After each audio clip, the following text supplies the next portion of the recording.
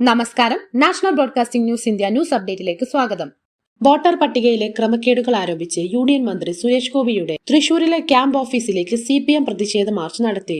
സുരേഷ് ഗോപി തൃശൂർ എടുത്തതല്ല കട്ടതാണ് എന്നെഴുതിയ പ്ലക്കാർഡുമായാണ് പ്രവർത്തകർ മാർച്ച് നടത്തിയത്. മാർച്ചിനിടെ വിപിൻ എന്ന പ്രവർത്തകൻ ക്യാമ്പ് ഓഫീസിലേക്കുള്ള ബോർഡിൽ കരിയോയിൽ ഒഴിക്കുകയും ചെരുപ്പുമാല അണിയിക്കാൻ ശ്രമിക്കുകയും ചെയ്തു. ഇയാളെ പോലീസ് കസ്റ്റഡിയിലെടുത്തുവെങ്കിലും പിന്നീട് CPM നേതാക്കൾ എത്തി മോചിപ്പിച്ചു.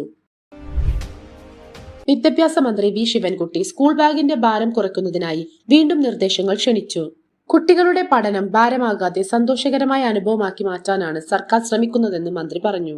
പാഠപുസ്തകങ്ങളുടെയും നോട്ട്ബുക്കുകളുടെയും ഭാരം കുറയ്ക്കുന്നതിനുള്ള നടപടികൾ സ്വീകരിക്കുമെന്നും ഇതിനായി പൊതുജനങ്ങളിൽ നിന്ന് അഭിപ്രായങ്ങളും നിർദ്ദേശങ്ങളും സ്വാഗതം ചെയ്യുന്നതായും അദ്ദേഹം ഫേസ്ബുക്കിൽ കുറിച്ചു. തിരുവനന്തപുരത്ത് കല്ലറ സ്വദേശികളായ വിപിൻ, വിശാഖ് എന്ന യുവാക്കൾക്ക് പോലീസ് മർദ്ദനമേറ്റു.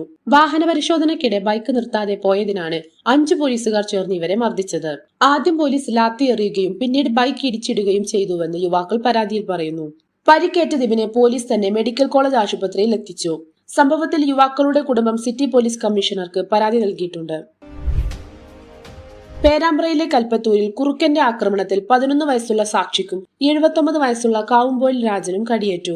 രാവിലെ 8 മണിയോടെ വീടിനകത്ത് കയറിയ കുറുക്കൻ കട്ടിലിൽ കിടക്കുകയായിരുന്ന സാക്ഷിയെ കടിക്കുകയായിരുന്നു.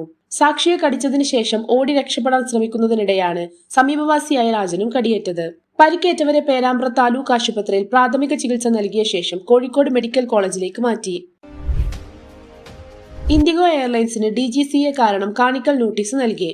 കോഴിക്കോട്, ലേ, കാഠ്മണ്ഡു തുടങ്ങിയ വെല്ലുവിളി നിറഞ്ഞ വിമാനത്താവളങ്ങളിൽ പറക്കുന്ന 1700 പൈലറ്റുമാർക്ക് സിമുലേറ്റർ പരിശീലനം നൽകുന്നതിൽ വീഴ്ച വരുത്തിയതിനാണ് നടപടി. ടേബിൾ ടോപ്പ് റൺവേകളുള്ള വിമാനത്താവളങ്ങളിലെ വെല്ലുവിളി നിറഞ്ഞ സാഹചര്യങ്ങൾ കാരണം പൈലറ്റുമാർക്ക് കൂടുതൽ പരിശീലനം ആവശ്യമാണെന്ന് DGCA നോട്ടീസിൽ പറയുന്നു. DGCAയുടെ നോട്ടീസ് ലഭിച്ചതായി ഇൻഡിഗോ സ്ഥിരീകരിക്കുകയും സമയപരിധിക്കുള്ളിൽ മറുപടി നൽകുമെന്ന് അറിയിക്കുകയും ചെയ്തിട്ടുണ്ട്. വോട്ടർ പട്ടിക പരിഷ്കരണം നിയമവിരുദ്ധമെന്ന് തെളിയിച്ചാൽ സെപ്റ്റംബർ വരെ മാറ്റിവെക്കാമെന്ന് സുപ്രീം കോടതി പറഞ്ഞു. ഈ വിഷയത്തിൽ തിരഞ്ഞെടുപ്പ് കമ്മീഷൻ നടത്തിയ നടപടിയെ ചോദ്യം ചെയ്തുകൊണ്ട് ഹർജികൾ സമർപ്പിച്ചിരുന്നു. വോട്ടർ പട്ടിക പുനഃപരിശോധനയുടെ ഭാഗമായി പൗരത്വം തെളിയിക്കുന്ന രേഖകൾ ആവശ്യപ്പെട്ട തിരഞ്ഞെടുപ്പ് കമ്മീഷന്റെ നടപടിയെ ഹർജിക്കാർ ചോദ്യം ചെയ്തു. അറബിക്കടലിൽ മുങ്ങിയ MSC എൽസ 3 എന്ന ചരക്ക് കപ്പലുമായി ബന്ധപ്പെട്ട് മെഡിറ്ററേനിയൻ ഷിപ്പിംഗ് കമ്പനിയുടെ മറ്റൊരു കപ്പലായ MSC പർലമോയെ അറസ്റ്റ് ചെയ്യാൻ ഹൈക്കോടതി ഉത്തരവിട്ടു.